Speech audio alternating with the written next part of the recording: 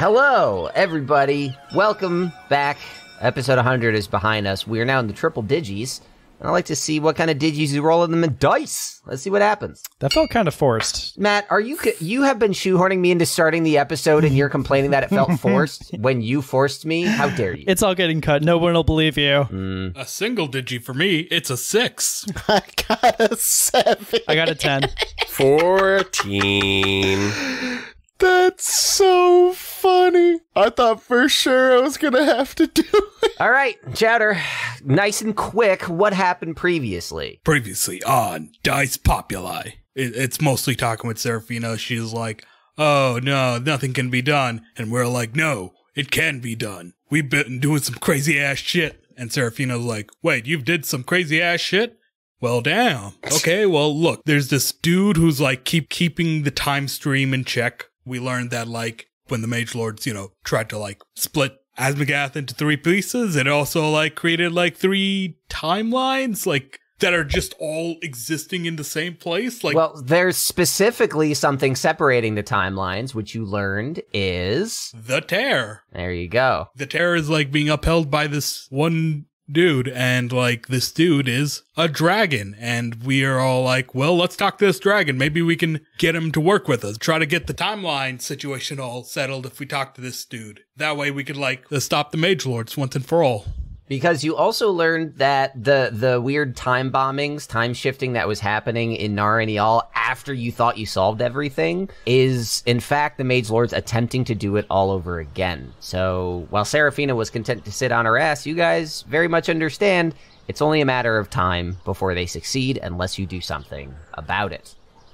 And the last thing she said was... what is your wish? And that is where we're going to pick up. The 4 of you... standing on the roof of Feldrum Tower, the human-sized apparition of Seraphina gestures her arms open. Though she is too afraid to confront the Magelords herself, she is willing to lend you a modicum of her power in the form of wishes, which she already grants to some of the patrons of her faith here on Feldrum. And so you stand, Maeve, Locke, Jeddah, Kalt, Bottle Brew, all in a semicircle facing her, as she extends this favor to you before you embark on your final journey. What do you wish? Excuse me, do we get one singular wish shared between all of us, or do we each get an individual's, maybe slightly smaller wish? You may each make a wish that I will grant to the fullest of my capabilities. And this is not going to be like a monkey's paw situation. We ask for, like, say I were to ask for, like, the riches of the world, and they all come, like, shambling down on top of me and kill me instantly. I'll be the richest dead man. How many murderous monkeys have you encountered? Well, I don't know about murderous monkeys, but we did meet a genie once. There was also the really big birds. Remember that? Yeah, we also, I believe we got an egg that allowed for a wish. Something like that. It was a turtle egg, like turtles. A pearl of the dragon turtle. My goodness, that is a powerful artifact. I hope it was well spent, considering you do not have it with you. Our friend just decided that he didn't want to adventure with us anymore, so it was kind of a waste, because it's the same effect as if he was dead. It does concern me that you feel it your responsibility to protect the world around you, yet you consider people that don't want to hang out with you as good as dead. What I mean, for the context of this story, like, you look around, my friend's not here, he might as well be dead, to me. You're kind of I'm the main character of every story kind of person? People are just imaginary objects to keep me company. Bottle Brew looks sideways at you. So fucking and I'm just like, right now. I'm like picking at my fingers as I say that. Well, Jerry must be a lovely imaginary friend. We'll debate the validity of solphism later. Wishes. We can wish for just about anything. I got an idea. I think this wish will benefit everyone. Please bear in mind that my power has been diminished since the splitting of my father. I think this will be within your power, all right? Look, I want us to have an airship. Like, turn the Liberty into an airship, or maybe just give us a new airship, whatever it is.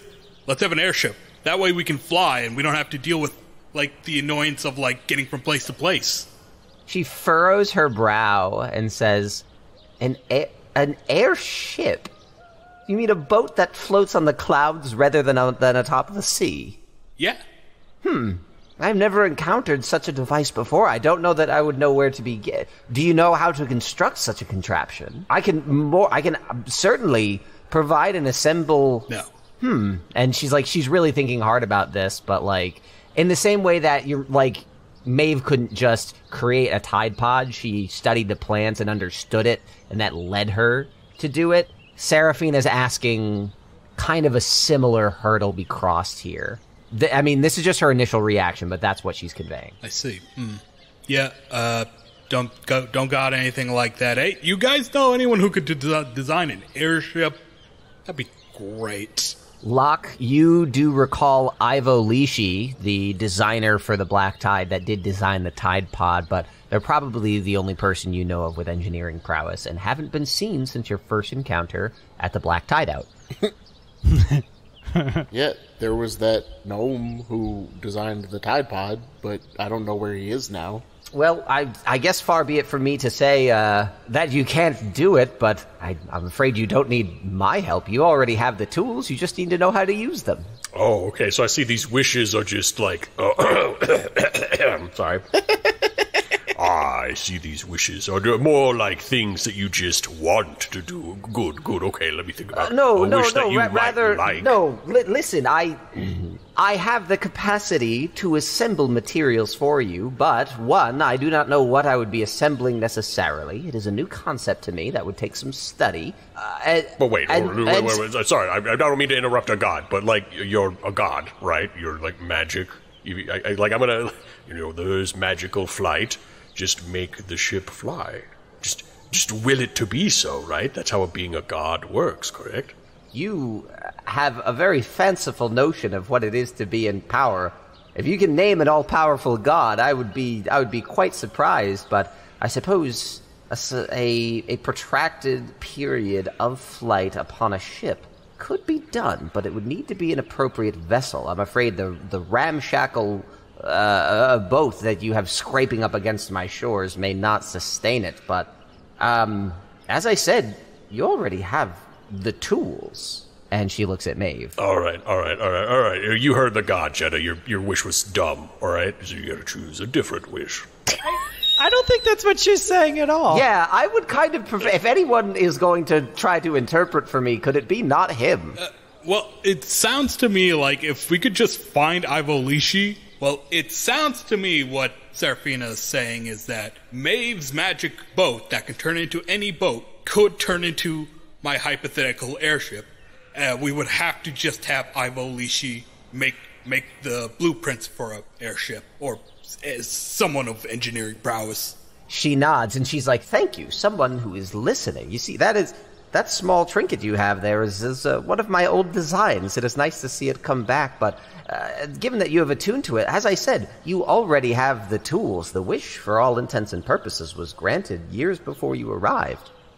You would simply need the knowledge. A spellcaster like yourself would understand the nuance of such things, she says scoldingly at Kalt. All right, well, you're the one saying no to wishes, that's all I'm saying. I have something that might be a little more attainable in the moment. She nods. A lot of my problems have come from me not being able to control my magic sometimes. I mean, that's kind of why this all happened. And she kind of indicates at or gestures towards like the tower where the rift was, where I assume the townspeople are picking up after what happened. Yeah. If I wish that I had a way to control the magic a little bit better, you know? She looks at you and smiles, and she says, I believe this is something with which I can assist. And the world around you falls away as she sucks you back into the white void, and the white void seems a little more pearlescent as colors sort of shift around you. You don't feel any sort of alarm necessarily. Obviously, you've done this before, but she has basically just engaged you in her version of a one-on-one conversation. You hail from the same lineage as myself. The powers in the world that I am able to harness fairly naturally are at your disposal as well, but frankly, you are underdeveloped. You are young, you're a child, and as such, it would normally take time to come into your own powers. And be aware that for someone born rather than created, or in my case, rendered, you would perhaps need to place quite a bit of practice and study and skill into executing control over these powers if you were left to your own devices. I can help you achieve this goal quite a bit more quickly. However, the effects may prove taxing. After all, a child coming into her powers is perhaps not the greatest physical vessel for these powers. You will be tapping into great forces, those that command the flow of time itself that you've only been able to access with the assistance of conduits, such as the crystal in your hand. Does any of this ring true to you? No, it makes sense. But, if there's it'd be hard to practice, like, getting better at magic if there isn't really a world to practice it in, I see your point. While the domain of time was, in fact, that of my sister's control, and my father before us, I believe you have proven an adeptness to it.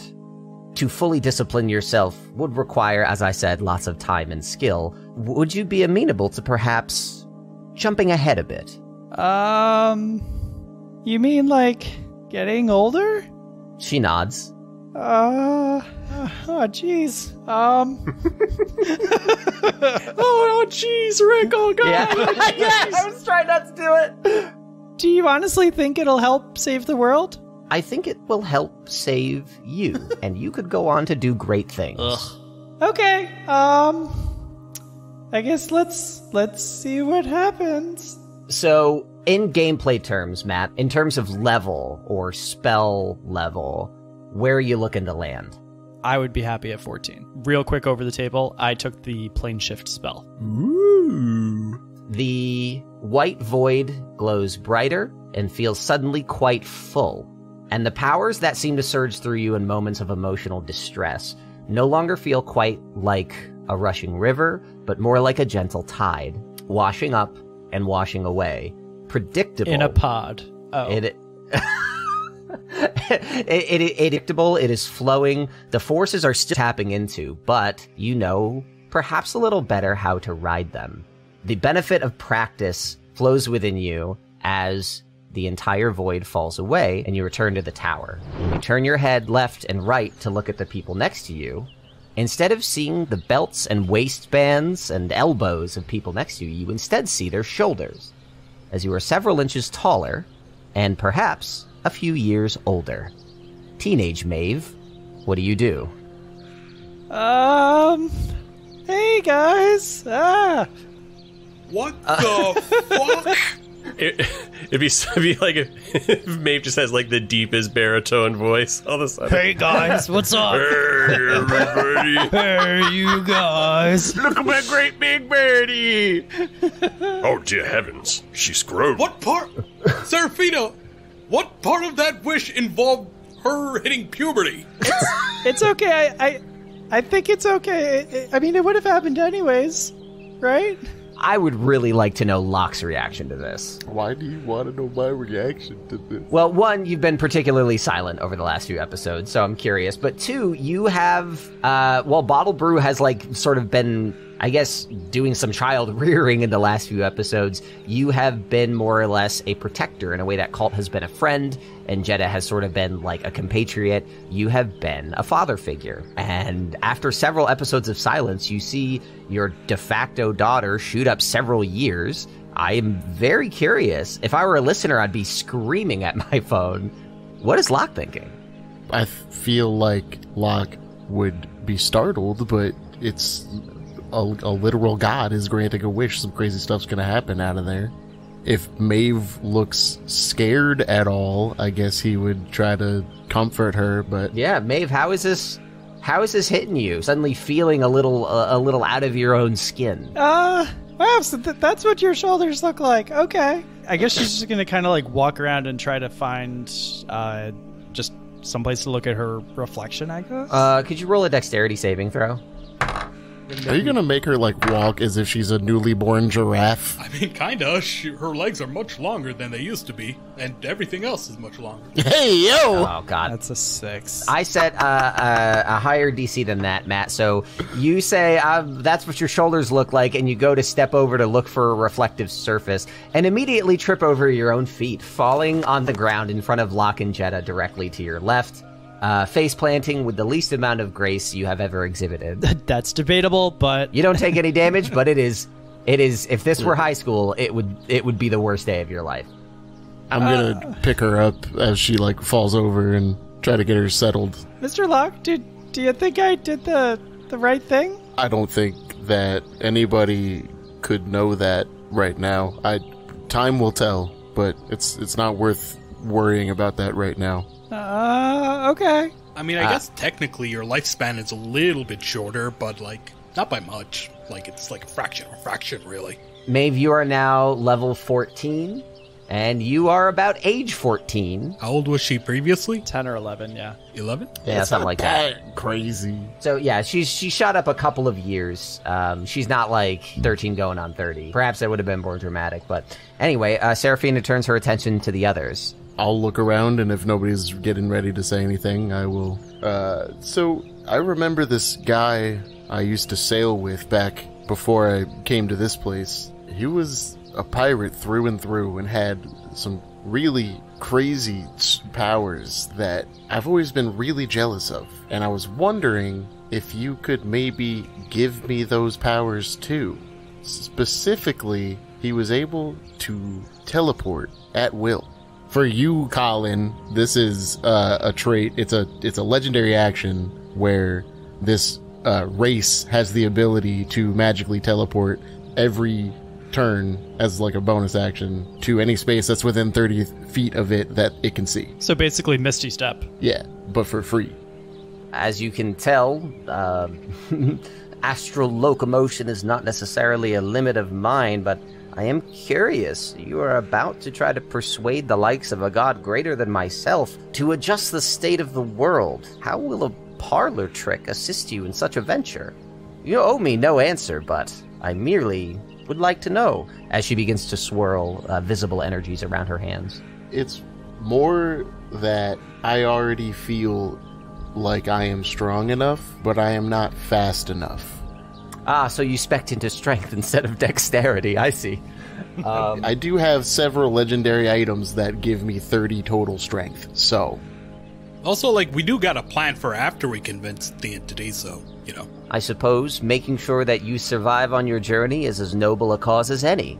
And she breathes a deep exhale as the power washes over you. Given its limited scope, there is not an additional effect. You simply feel the additional dexterity within your body. Although you have had these abilities before, similar to Maeve, there is a greater sense of understanding of the powers flowing through you. And your wish has been granted. Hell yeah! The sun is setting soon. You must depart. I've been trying to find people since I've got here, and heck, even Ivolishi has perhaps been added to the list, so... We still have that map that, like, shows, like, the Badlands and, like, it's, like, chanted and, like, shows stuff on that map, right? Or... So you do not have that map yourself. You have a line to Zula Ragnar, who has that map. You have a detailed map on the Liberty that has a similar amount of visual information in a static state, but the enchanted seeing where mage lords are, that is something that Zula is relaying information to you from. So Zula Ragnar has this map that, like, shows where mage lords are. And I want a map that's, like, a step above that, where it's, like, if you have a person in mind or a thing in mind, you're familiar enough with it, you just go, show me how to find such and such, and then it'll mark the place where that thing is on the map. I think that'd be very useful. She thinks sort of silently to herself how to accomplish this. She has expressed that she has great range of sight, so it's reasonable to assume this is within the domain of her powers. And she reaches her left hand out towards the eastern shores of Feldrum. And after a few seconds, like Thor's hammer, the map from the Liberty comes floating up the side of the tower and into her hands. And she imbues it, similar to Locke, with a series of swirling energies as she casts into it an unknown incantation and hands it to you. There have been many individuals in this world that have the power to scry, and I have done my best to imbue this into the parchment that I'm handing you now. It may exact a material toll for its operation, but I think a trickster like you could manage a scrape of silver or gold every now and again. Okay.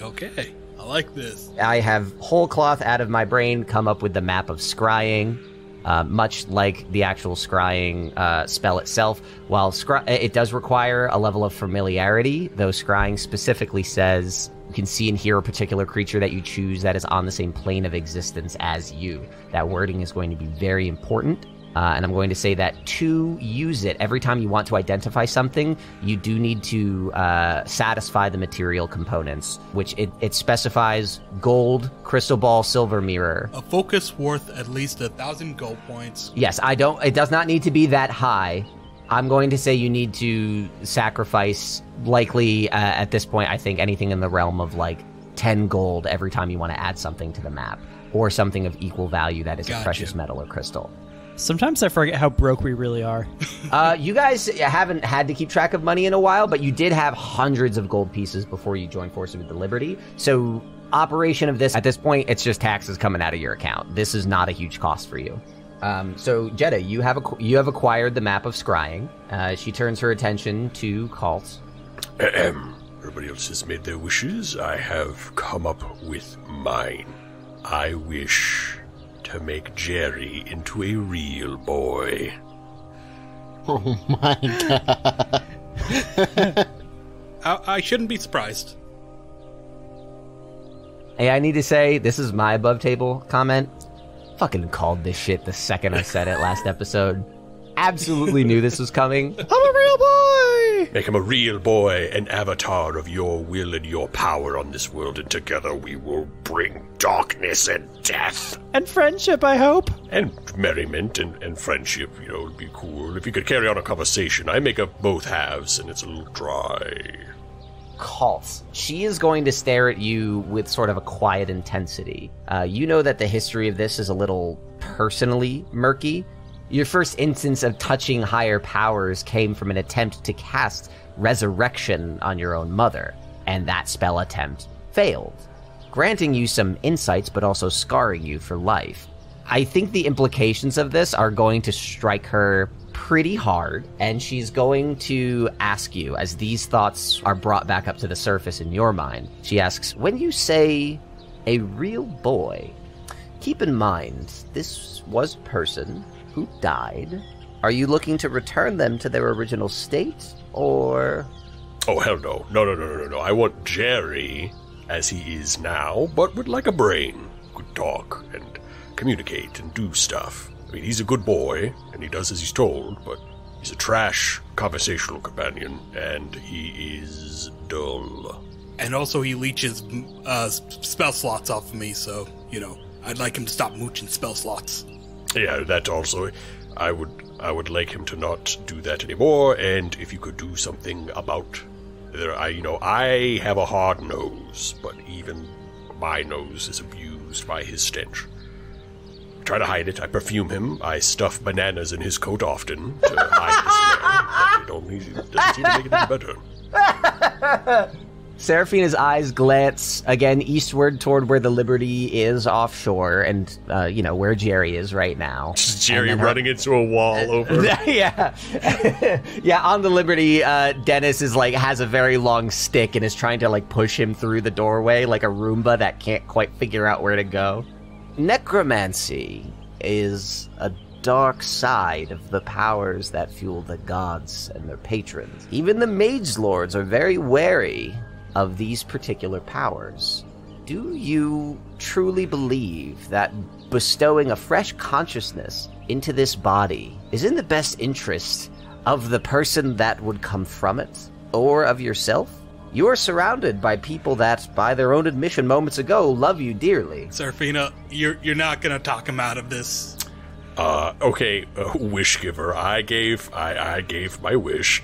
Give Jerry a brain. Make him still follow my direction. I'll get specific. Would you like me to write it out on paper? Would that be better if I could just list out all the things I want? This is why we didn't introduce you to the other gods. No. This god said that she was going to give wishes, and it seems like she's tried to talk us out of every single wish that we've gotten, and I want my wish. I want Jerry to be a real boy. I have already said that I am afraid of what lies ahead of you, and if you are going to charge ahead, I am simply worried that you may not be exercising the amount of judgment and selectiveness and care that you may need to accomplish your goals. She snaps her left finger with like a spiteful crack. Your wish is granted, and I hope you make good use of it. And you said it. No. You said at the beginning of this there was no monkey paw wishes, so I don't expect anything bad to happen. And if it does, it's on you, not me. There is no monkey's paw. There is no other shoe waiting to drop from the actions I have taken. Your wish has been granted. I simply question whether the person that would make this wish in the face of what you face is equipped to accomplish your goals. Oh, fine. What would you have done if you had wishes then? What would you have wished for? Would you have wished for more wishes? I thought about that, but I thought it would break the rule.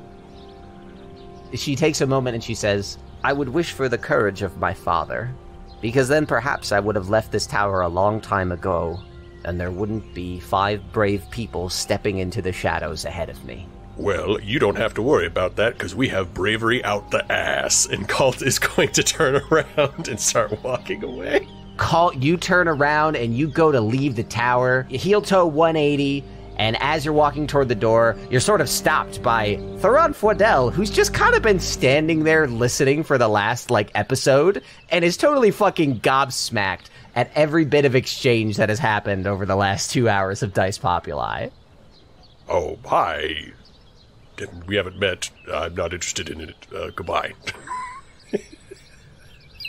Oh, right. And I'm going to continue to walk down the stairs, pushing past her. Bottle Brew takes his hat off and holds it in front of him, somberly. He's like, I guess we did not really fully consider the company. Sort of lost track of that, didn't we?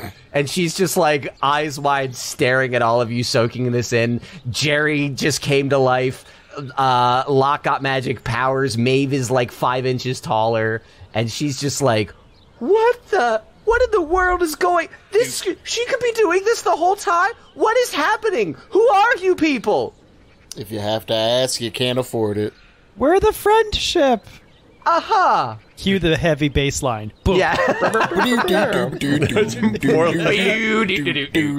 Well, she knows who you are, so mate. your wishes have been granted. Kalt has left, and you forgot that Theron Fordell was standing there the entire time. I'm going to say that Gemma and Tamara are not, for the sake of continuity, that they have gone downstairs and are sort of mending their friendship. But yeah, Bottle Brew, Locke, Maeve, Jeddah, and Theron are all standing atop the tower with Seraphina. And Seraphina begins to diminish slightly, her apparition fading and shrinking simultaneously. Wait! Bottle Brew, you didn't get a wish. Oh, I suppose that's a good point. He wishes for a smaller ass, you hear echoing from the staircase. Thank you for making Colin talk to himself, Matt. You're welcome. You seem like you're quite tired. You needn't worry about it. And she sort of stops her shift as she says, I am certainly in need of rest, but what can I grant you? I came to the Badlands in the hopes of turning the Liberty into a sanctuary. A place that people could look to for support in the face of Magelord interference, and I'm afraid all I've done is create a shanty town on the sea.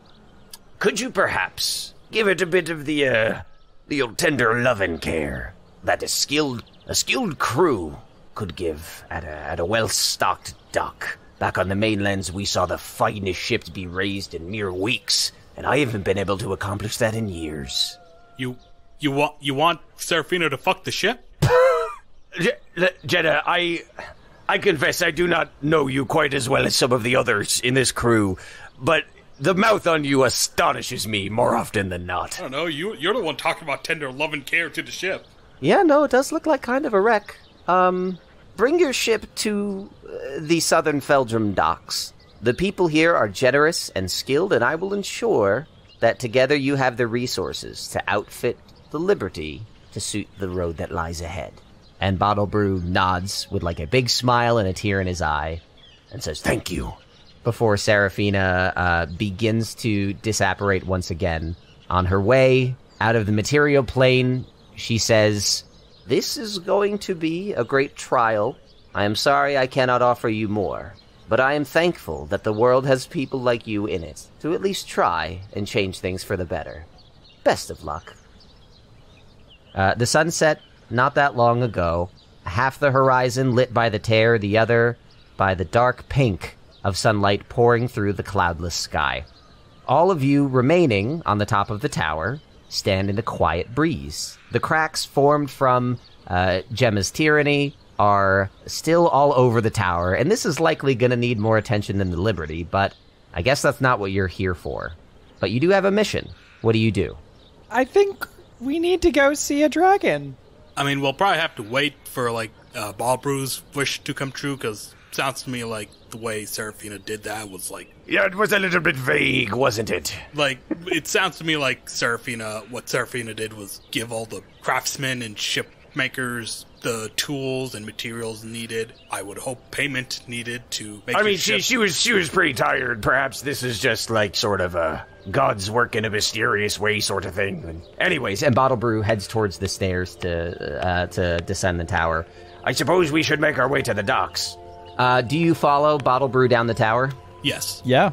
Bottle Brew, unless you guys dictate otherwise, is going to just lead you guys down the tower, through the town, and towards the southern docks of the island. It'd be quite a bit of a walk. It took him a while to get here on horse, tiny horse that is, and he's essentially leading you back to the Liberty. That is your destination.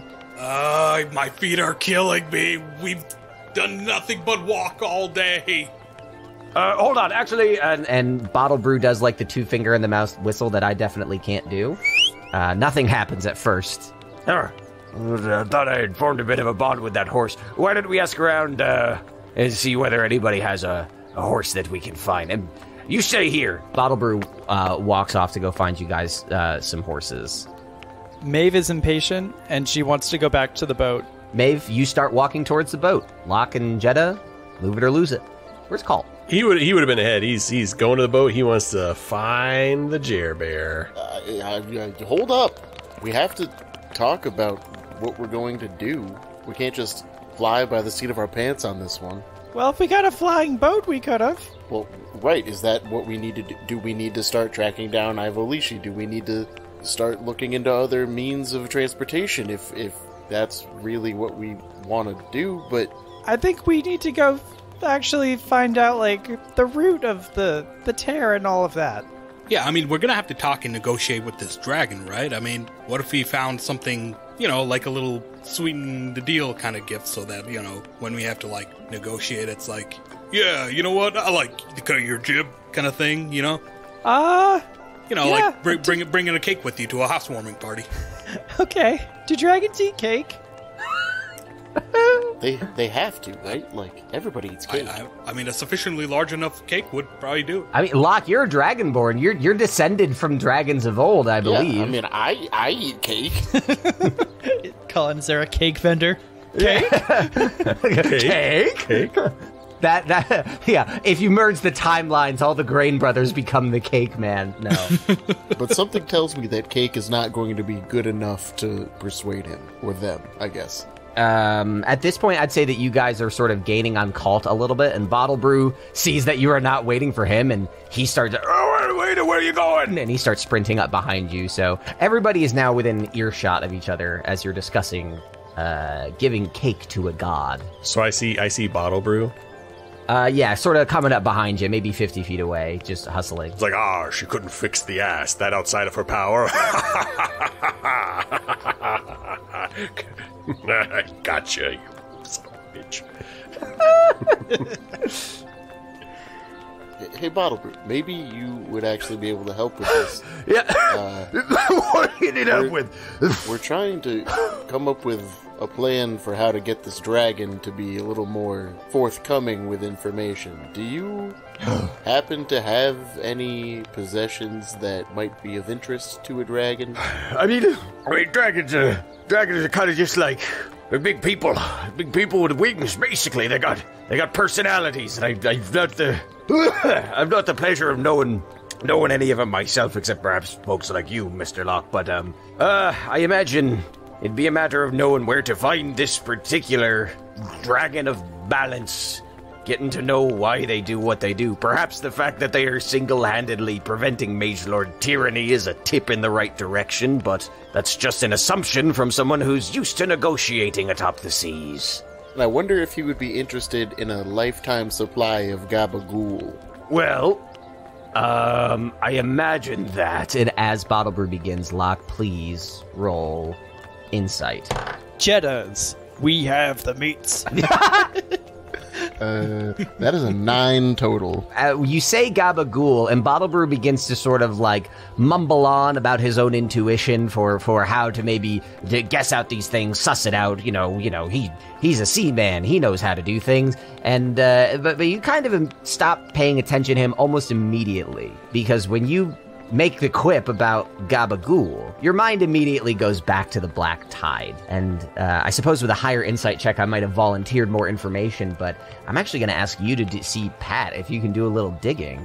You recall some conversations with Tony Lyons fairly recently. It's been about a week or so since you last saw him, since you guys parted at the Black Tide hideout, and he was talking about other people within the Black Tide not respecting his authority, and your train of thought it's tires spinning in the mud here. Do you, Pat, remember anything about this particular conversation with Tony? I do not. You're onto a connection here, and Bottlebrew just keeps blathering, just like... I mean, you have to assume the size of a dragon. Larger stomach, lifetime supply. Could mean something totally different, considering their lifespan. You multiply it even further. Are there even that many pigs on the planet?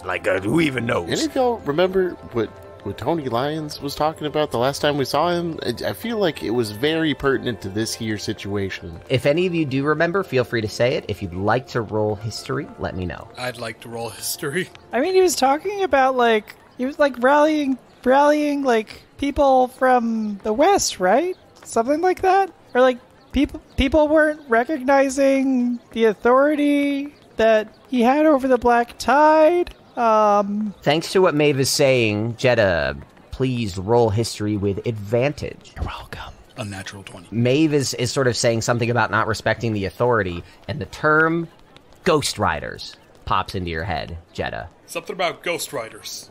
I don't really remember.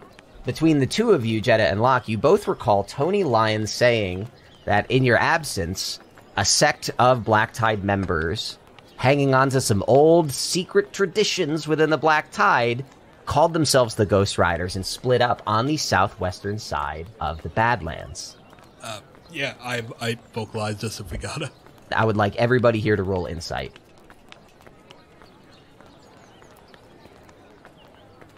That is another 9. Natural 9. Natural 20. Oh, it's a 10. It's a dirty 10. As you're all sort of spitballing the idea here, Locke's like, something about Gabagool, something about Tony Lyons. Maeve's like, something in the West. Jeddah says, Ghost Riders, that's something, right? Maeve, all this stuff coalesces in your brain, and you have an overlap that you can clearly visualize, especially with Jeddah's map sort of swaying in front of you.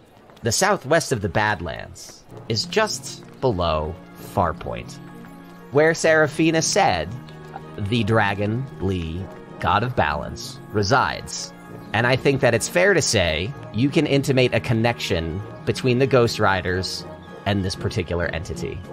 I think we need to go back to Farpoint.